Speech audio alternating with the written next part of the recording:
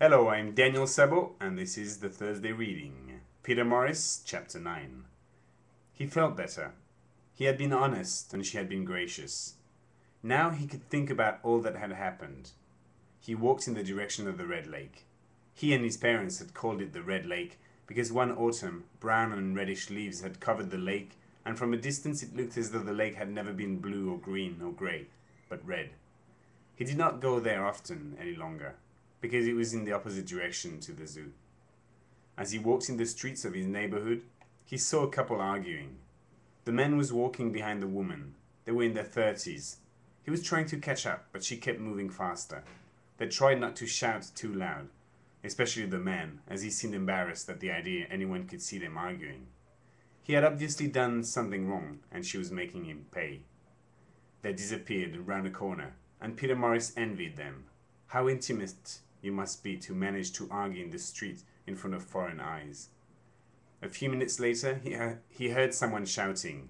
It was an old white-haired man, mounted on a BMX, pedaling fast, but moving slowly. His hair was very white and sculpted vertically, punk-like. He was shouting in a foreign language that sounded like Russian, interspersed with dramatic lines with a thick northern English accent. Tremble, thou wretch! I am a man more sinned against than sinning.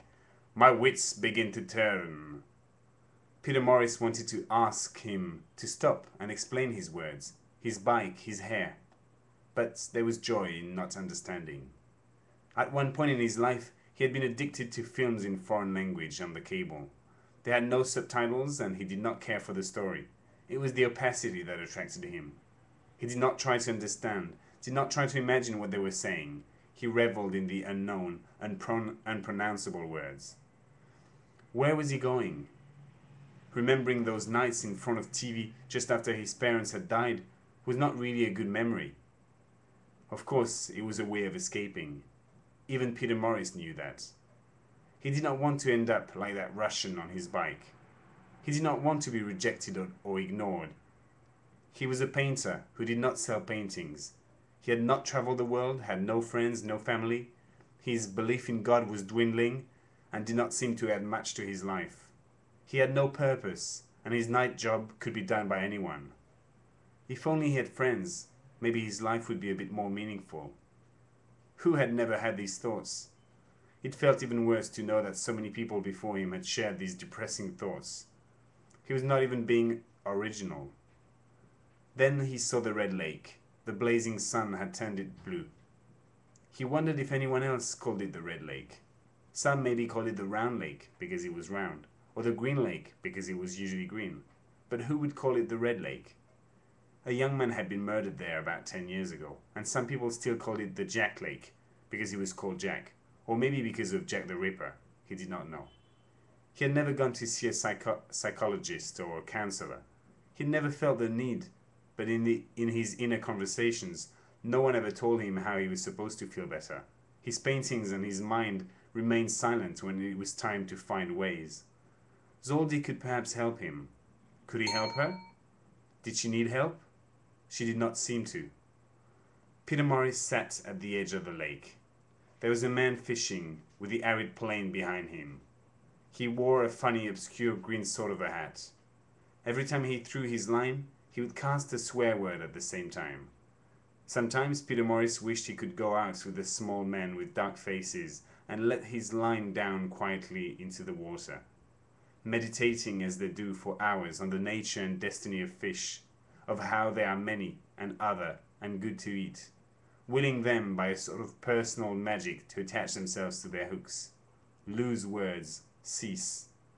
Life is short, he thought, like so many before and after him. A man who takes the time to sit along a river or a lake to wait for the fish to come or not to come holds something of the mystery of life and death. He sat there in silence, waiting for the next swear word. The nasty hook regularly stirred the flies' furious arena, setting alight the cruel dragonflies.